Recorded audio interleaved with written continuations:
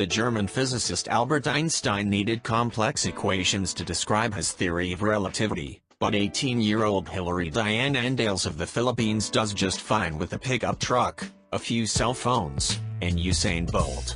Andales is the winner of the 2017 Breakthrough Junior Challenge, an annual competition that calls on teenagers across the world to submit videos no longer than 3 minutes that simplify big ideas in science or maths.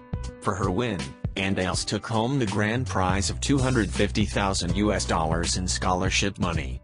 Her winning video was entitled Relativity and the Equivalence of Reference Frames.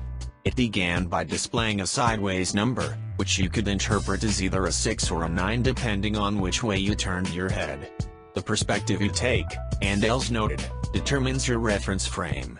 Reference frames are fundamental to relativity because observers perceive things differently if they're in different locations, she explained. Andales demonstrated this by recruiting 3 of her friends to record the sound a pickup truck made as it drove down a road and honked the horn.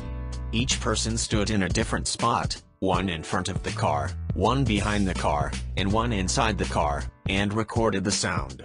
Each reference frame yielded a different sound, since the sound waves coming from the horn were either bunched up, producing a higher pitch, or spread out, a lower pitch, relative to where they got recorded. The same test can be done with velocity and time, Andales explained.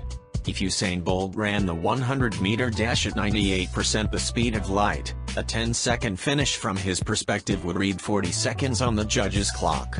The reason is that faster clocks seem to move slower relative to a stationary observer. It's the same principle that explains why clocks on the International Space Station, which orbits the Earth at 17,000 miles per hour, lag behind terrestrial clocks by about 0.007 seconds every 6 months.